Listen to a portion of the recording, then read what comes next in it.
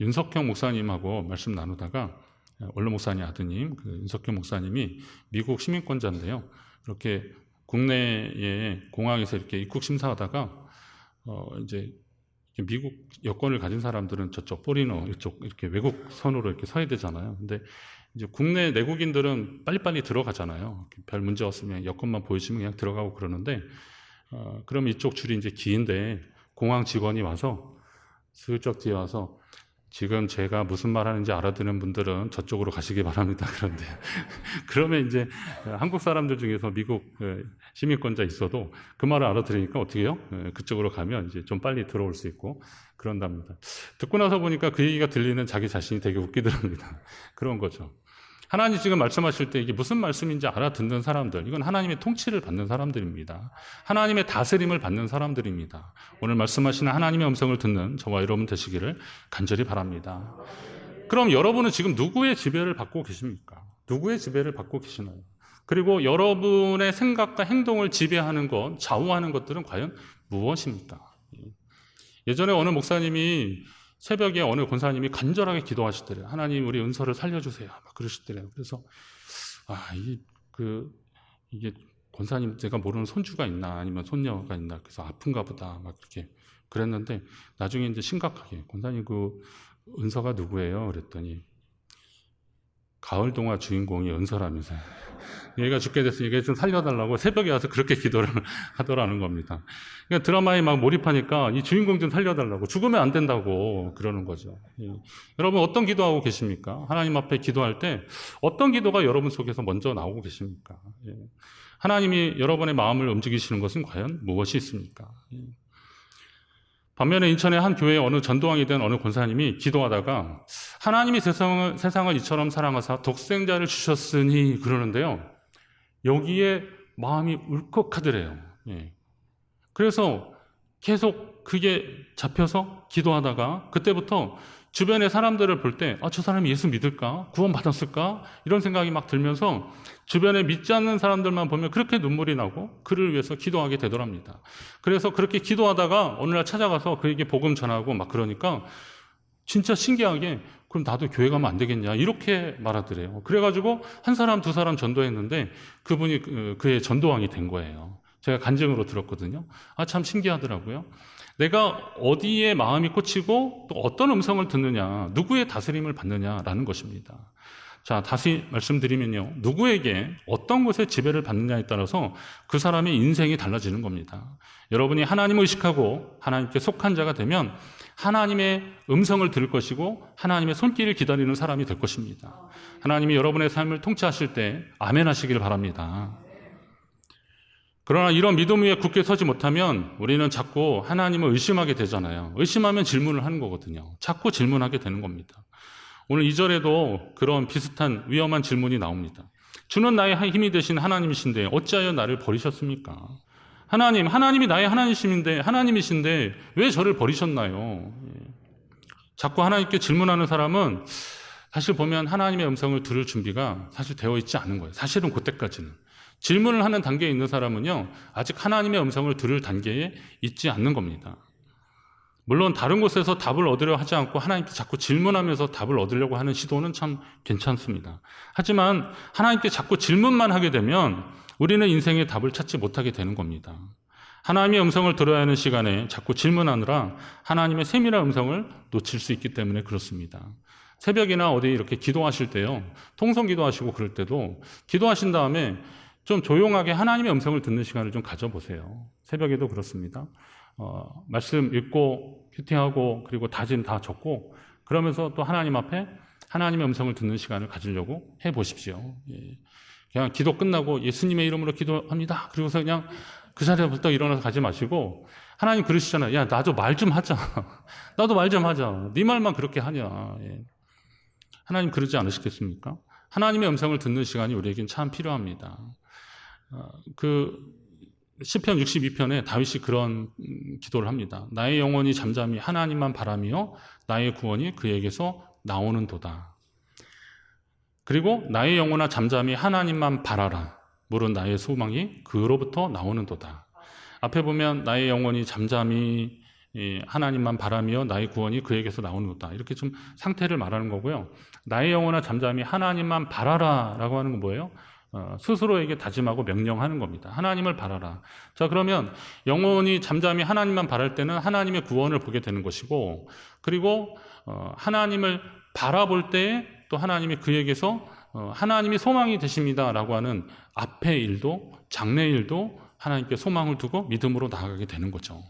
그럼 여러분이 만나는 문제의 영문을 모르겠다며 하나님 앞에 막 질문만 하는 자가 아니라 하나님의 음성을 잠잠히 듣는 자가 되어야 하는 겁니다. 자, 모든 질문이 잘못됐다는 말씀이 절대 아닙니다. 질문도 잘 하시면 좋습니다. 어느 책에 보니까 직장이나 조직에서 좋은 질문은 깨달음을 주고 또 사람을 사로잡고 그 사람을 이렇게 주목하게 되고 주변 사람들이 이 사람이 뭔가 좀 열심히 하고 있구나 라고 하는 거죠. 질문자가 어떤 사람인지 말해주고 팀워크를 살리는 그런 효과가 있다는 겁니다. 저도 학교 오래 다녔잖아요. 학교를 다니면 일방적으로 그냥 선생님이 수업만 하는 그런 수업들이 아마 별 문제 없는데 이렇게 주고받고 질문하고 그런 시간들이 있는 수업들은요, 교수님이 이제 준비해 오신 것들이 있어요. 그리고 그걸 이렇게 가르쳐 주셔야 되는데 이 질문을 별로 그렇게 중요하지 않은 질문을 정말 심각하게 하는 친구들이 가끔 있어요. 그분들이. 그러면 이 친구 때문에 수업이 이렇게 진도가 안 나가는 그런 경우들이 있어요. 그럼 어쩔 때는 야, 그건 끝나고 나서 교수님 쫓아가서 하라고 그러고 막 그래요. 교수님 좀 전해주시려고 하는데 이게 이제 그 질문 때문에 그 얘기를 하다가 그날 해당하는 단원의 정말 핵심들을 자꾸 놓쳐버리는, 뭐 노련한 교수님들은 그건 좀 나중에 하자고 그렇게 하기도 하지만 또 이상하게 또 질문이 빠져들게 질문하는 사람들 있잖아요. 그러면 그거 하느라 원래 그 시간에 하려고 했던 것들을 놓치는 시간이 있어요. 우리가 하나님이 우리에게 말씀하시는 상황들이 있어요. 그리고 가르쳐 주시는 내용들이 있어요. 그런데 이때 하나님께 우선은 좋은 질문하는 건 좋죠. 그렇지만 하나님의 음성을 듣는 게 질문보다 더 중요한 목적 아니겠습니까? 우리가 하나님께 질문하는 것보다 하나님의 뜻을 듣는 것이 더 중요하다는 거죠. 그렇다면 적어도 그 하나님의 음성을 듣는 시간들을 우리가 확보는 해야 되는 거죠. 이런 질문에 하나님이 그런 질문에 그러니까 질문도 보니까 좋은 질문이 있고 나쁜 질문이 있는 거죠. 근데 좋은 질문은 진리를 이끌어내는 질문이 있는데 나쁜 질문은 질책하는 질문이에요. 이거 왜 이렇게 했냐라고 하는 질문들이죠. 하나님 이거 왜 이러시는 겁니까? 라고 하는 질문들은 이거는 좋은 질문이 아니잖아요. 그런 나쁜 질문에 하나님이 그래 그건 말이야 라고 이렇게 친절하게 대답해 주시는 것도 어디 한두 번이지 반복적으로 그러지는 않으실 겁니다. 그러면 오늘 우리가 하나님께 좋은 질문을 해야 되는 거죠. 그 좋은 질문은 이제 나중에 한번 다시 말씀이 나옵니다.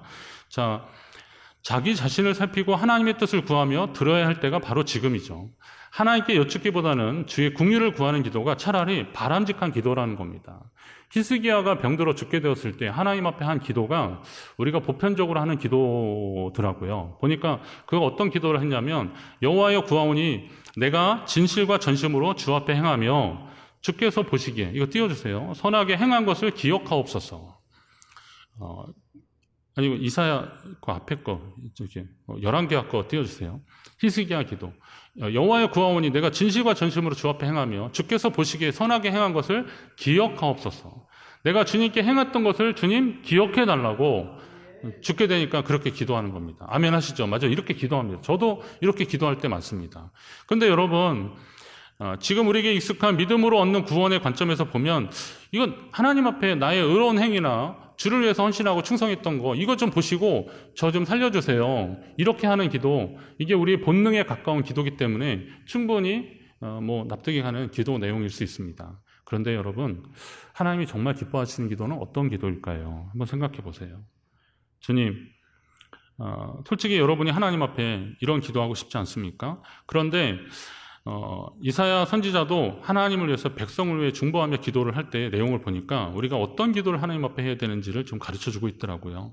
여기 보니까 백성을 심판하시는 하나님 앞에 그런 기도하더라고요. 하나님 너무 분노하지 마시고 우리의 죄악을 영원히 기억하지 말아달라고. 이건 또 띄워줘야 됩니다. 자, 이걸 우리의 죄악을 영원히 기억하지 말아달라고. 그러면서 구하오니 보시옵소서. 뭘 보라는 거예요? 우리가 다 주의 백성인 것을 좀 봐달라는 겁니다. 내가 하나님 앞에 애썼던, 수고했던, 봉사했던, 하나님 앞에 물질 드렸던, 하나님 앞에 예배 빠지지 않고 애쓰고 수고했던 그거 아니라 오늘 내가 하나님 백성이라는 것을 진노 중에도 긍휼을 잊지 마시고 우리를 좀 하나님 봐달라고 그렇게 기도하는 거죠. 이거 하나님의 자비와 긍휼을 구하는 기도거든요. 이런 기도가 하나님께 질문하는 기도보다는 아니 제가 그때 그렇게 했는데 왜 지금 이렇게 하십니까? 라고 하는 기도보다는 훨씬 더 하나님 마음에 합한 기도가 되는 것이다. 이겁니다. 자, 그런 가운데서 우리가 하나님 앞에 놓치지 말아야 되는 믿음의 태도가 있습니다. 그건 뭐냐면 하나님을 찬양하는 겁니다. 중요한 것은 성도가 얼마나 믿음을 간직하고 끝까지 주님과 함께 할 수 있느냐라는 거죠. 끝까지 그걸 유지할 수 있느냐. 제가 좋아하는 그 단어 개념 중에서 항상성이라는 단어 좋아합니다. 이게 좀 약간 인위적인 단어이기도 한데 항상성. 이게 이 생명체가 외부 환경 변화나 스트레스 등에서 이게 대응하고 그리고 자기 체내 상태를 일정하게 유지하려고 하는 특성입니다.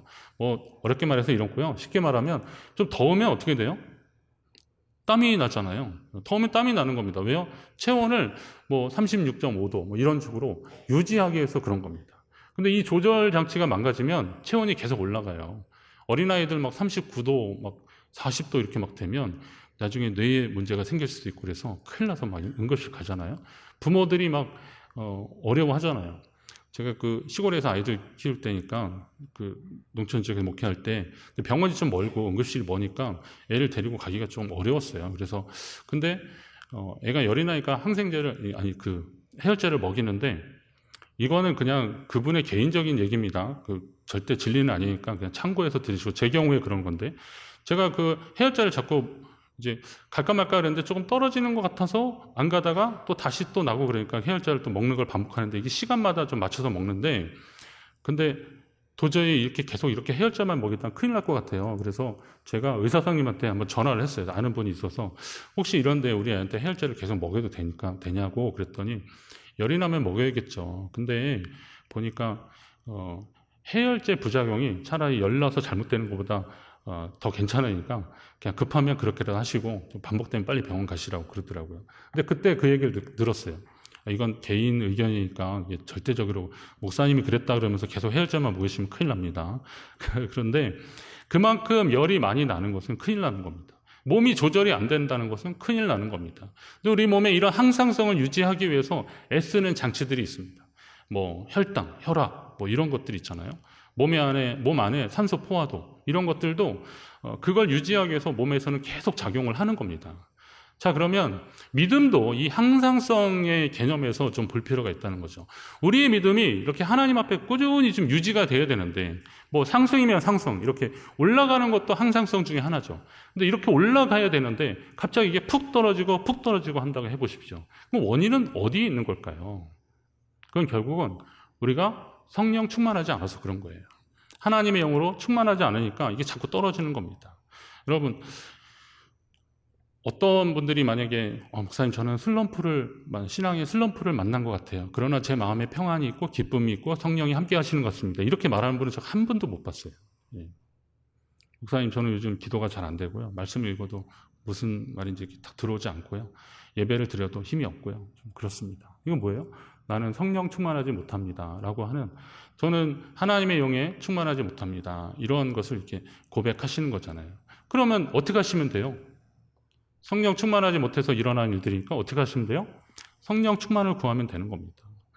성령 충만하지 못하면 혹시 습관이 있으니까 종교적인 의무감은 습관처럼 남아있을지 모르지만 마음의 기쁨과 평안이 사라지게 되는 거예요. 성도에게 이 기쁨과 평안은 사람이 살아가는데 필요한 산소와 같은 것들인데 이 기쁨과 평안이 사라졌다고 한번 생각을 해보십시오. 단 몇 초도 숨을 쉴 수 없는 그런 단계에 이르렀다고 생각을 해보십시오. 어떻게 해야 돼요? 어떻게 하든 산소 호흡기를 껴주든지 하여튼 공급해야 되는 거잖아요. 성령을 공급해야 되잖아요. 하나님의 영으로 충만하도록 회복되도록 애써야 되는 거죠. 우리가 다른 것들로 삶의 문제가 우리의 믿음이 회복될 것이라고 기대하지 마십시오. 그런 것들은 잠시의 위안이 될 수 있습니다.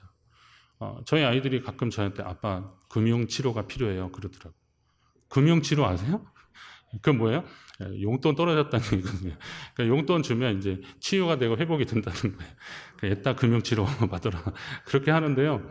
여러분, 금융치료 받으면 얼마나 행복하시겠습니까? 근데 그게 기간이 얼마나 가겠습니까? 얼마나 갈까요? 그거? 입이 호강한다. 그러면 맛있는 음식 먹으면 얼마나 호강할까요? 저녁에 아무리 잘 먹으면 뭐합니까? 다음날 아침에 또 배가 고픈데. 전날 그렇게 잘 먹은 거에 비해서 아침에 그냥 김치 하나 해서 먹는 그런 심정이 얼마나 차이 나는 겁니까? 그러니까 세상의 것들로는 우리의 영혼이 만족할 수 없도록 하나님이 희한하게 그렇게 창조하셨더라고요. 그 믿음의 사람들은 다른 것들로 치료받을 생각하지 말고 하나님의 영에 충만한 사람들이 되어야 하는 겁니다. 여러분이 그런 성도 되시기를 주의 이름으로 축원합니다. 바울이 그런 얘기예요. 로마서 15장에 보니까 소망의 하나님의 모든 기쁨과 평강을 믿음 안에서 너에게 충만하게 하셔서 성령의 능력으로 소망이 넘치게 하시기를 원하노라. 소망이 넘치는 사람들은 기쁨이 있고 감사가 있는 건데 이것이 어떤 가운데 하나님의 성령 안에서 그리고 기쁨과 평강을 믿음 안에서 하나님이 충만하게 하셨을 때 이게 성령의 능력으로 되는 것이다라는 거예요. 그랬을 때 기쁨과 평강이 넘치는 삶이 되는 거예요. 결국은 우리가 사모해야 되는 거 성령 충만합니다. 성령 충만함입니다. 그런데 성령 충만은 어떤 사람들에게 임하는 겁니까? 사모하는 자들에게 임하는 거예요. 여러분 사모하시기 바랍니다. 우리가 하나님 앞에 믿음으로 기도하고 또 많은 것을 구하는데요. 아까도 말씀드렸듯이 살면서 필요한 것들을 구하는 것은 그때의 기쁨만 얻을 수 있는데 하나님 앞에 성령 충만함을 구하면서 믿음으로 구하게 되면 삶이 행복해지고 인생이 행복해지는 거예요. 성령은 당신과 동행하기를 소망하는 자들을 결코 떠나지 않으시겠다고 약속하고 계시는 겁니다. 사도행전 13장에 보면 바울과 바나바가 안디옥 교회 파송을 받아서 교회들에게 이렇게 그 당시 이제 교회가 아직 설립되기 전이니까 아시아 지역을 다니면서 복음을 전합니다. 그런데 복음을 전하다 보니까 바울과 바나바가 복음을 전하면서 돌아오는 이방인들이 많아지니까 싫어하는 사람들이 있어요. 유대인들이 싫어하는 거예요. 유대인들이 율법에 충실했던 사람들, 과거에 유대교에 충실했던 사람들, 이런 사람들은 심지어는 자기가 예수를 믿는 사람인데도 이 복음이 과연 이방인을 위해서도 허락된 것인가 이런 논쟁하니라고 이방인들이 애써 예수 믿으면 당신들 율법 지켜야 된다 이런 소리 하면서 싫어하고 그러는 거예요. 그 정도면 양반이고 아예 유대인들은 바울과 바나바를 핍박하는 겁니다. 그리고 그를 쫓아내는 겁니다. 그래서 바울과 바나바가 그 복음을 전하다가 쫓겨갑니다. 그런데 말씀을 들은 제자들은 기쁨과 성령이 충만하더라. 사도행전 13장 52절인데요. 그냥 딱 그렇게 써 있어요. 제자들은 기쁨과 성령이 충만하니라. 아니 바울과 바나바는 복음 전하다가 쫓겨갔는데 이게 그냥 말이 쫓겨난 거죠. 매를 맞고 갇히고 그리고 멸시당하고 모욕당하고 그러면서 간 거예요. 이게 어떻게 기쁨과 성령이 충만할 만한 일이겠습니까? 세상적으로 보면 자기들 선생이 그랬고 사도들, 교사들이 그렇게 그 수모를 당하고 쫓겨났는데 이게 왜 그렇게 기쁨과 성령이 충만한 일이 되는 걸까요? 그 일을 통해서 하나님의 나라가 이루어지기 때문에 그렇습니다. 그러니까 사도행전은 그런 해석 관점에서 그들이 기쁨과 성령이 충만했다라고 그렇게 표현하는 겁니다. 비록 매맞고 어려움 당하고 힘들어도 하나님의 역사하시는 속에서 그들은 기뻐할 수 있었습니다. 오늘 시편 기자가 그러는 거죠. 그런즉 내가 하나님의 제단에 나아가 나의 큰 기쁨이 하나님께 이르리이다. 하나님이여 나의 하나님이여 내가 수금으로 주를 찬양하리이다. 제단으로 나간다는 것은 예배한다는 거거든요.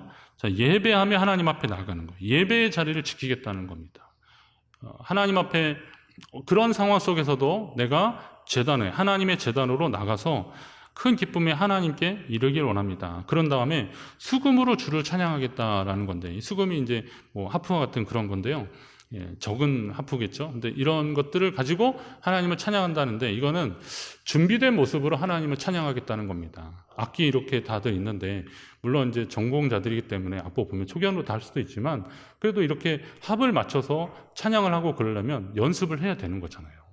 연습을 하는 거죠. 준비된 걸로 하나님 앞에 예배하며 나가는 거. 이게 이제 믿음의 사람들의 모습인데 그러면서 그런 예배자의 모습 속에서 하나님 앞에 나가면서 다시 한번 다짐하는 게 마지막 5절에 나오는 거죠. 내 영혼아 내가 어찌하여 낙심하며 어찌하여 내 속에서 불안해하는가. 혹시나 그런 마음으로 주님 앞에 나온 자들이라면 이제 너는 하나님께 소망을 두라. 그가 나타나 도우심으로 말미암아 내 하나님을 여전히 찬송하리로다. 하나님을 찬양하고 예배하는 자리로 주님 앞에 나아가겠다. 내가 평생토록 그렇게 하겠다는 겁니다. 그 마지막에 내 하나님을 여전히 찬송하리로다 라고 하는 그 대목에서 제가 제목도 그렇게 뽑은 건데요. 여전히라는 말은 반복적으로 라고 하는 의미가 있습니다. 반복적으로. 이렇게 보면 이렇게 사이클이 이렇게 돌아가는 거잖아요. 순회하는 겁니다. 그래서 다시 이렇게 계속 반복되는 거를 어디서 볼 수 있어요? 시계 초침 있는 시계들 잘 보시면 그렇게 됩니다. 여기서 이제 12라는 숫자에서 0이겠죠? 여기서 시작을 해서 쭉 가는 겁니다. 그런데 제가 시계를 단연간 연구를 해보니까요. 시계가 약이 떨어지거나 문제가 있으면 어디서 거의 멈추는지 아십니까? 숫자로 본다면? 이런 큰 시계들이요. 손목 시계 같은 거 말고요. 큰 시계들. 제가 유심히 본 거예요. 그러니까 근데 뭐 특별한 시계는 다를 수 있는데 제가 가만히 보니까요. 8자에서 머물러요. 8자나 9자. 그러니까 40초나 45초에서 머뭅니다. 왜 그런지 아십니까? 이 초침이 올라가질 못해. 그래도 어떻게 하다 탁탁 넘겨서 한 뭐 10자, 50자, 50초, 55초 딱 되면 그때 또 훌딱 넘어가요. 근데 또 내려오는 건 잘 내려오다가 다시 또 8자. 그래서 8자가 안 좋은가 봐요. 자, 8자에서 멈춰요. 그리고 조금 올라가다가 9자에서 간다 하다가 딱 넘어가면 이제 그때부터 가더라고요. 여러분의 8자는 안전하십니까? 네. 떨어져서 그런 거예요. 떨어져서. 근데 여전이라는 말은 그럴 염려가 없는 거예요. 하나님, 내가 여전히 변함없이 주님 찬양하겠습니다. 어떤 상황 속에서도 변함없이 주를 찬양하겠습니다. 여러분의 찬양이 여전히 계속되시기를 주의 이름으로 축원합니다. 갈멜산에서 바알과 아세라 선지자들과 그렇게 담대하게 싸웠던, 그래서 승리를 경험했던 엘리야가 어떻게 됐는지 아시죠? 예. 도망갔어요. 포 만나게. 그 정도 됐으면 야 이놈들아 막 그랬을 텐데 도망가요. 이세벨이 자기 죽이려고 그러니까 도망가는데 어디까지 도망갔냐면 갈멜산은 이스라엘 평지에 이렇게 꼭대기에 있는 산이고요. 딱 보이는데 이 산이 어느 정도냐면 우리나라로 그냥 한반도로 본다면 한 시느즈 정도라고 한다면 어느 정도 도망가냐면 거의 완도까지 도망간 거예요. 이 호렙이라는 것은 지역으로 본다면은 약간 이스라엘 땅이라고 하기는 좀 약간 애매합니다. 이게 시나이 반도 끝에 있는 거니까. 그러면 이제 내려갔는데 이 산은 사실 이스라엘 백성들에겐 사연이 있는 산인데 거기까지 도망갔는데 그냥 도망간 정도가 아니라 굴 속에 숨었어요. 굴 속에 엘리야가. 근데 하나님이 말씀하시더라고요. 엘리야야, 내가 어찌하여 여기 있느냐? 내가 어찌하여 굴 속에 있느냐? 내가 어찌하여 이 속에 있느냐? 그러면서 너는 나가서 여호와 앞에 그 여호와 앞에서 산에 서라. 하나님의 산에 서라. 이 산이 어떤 산입니까?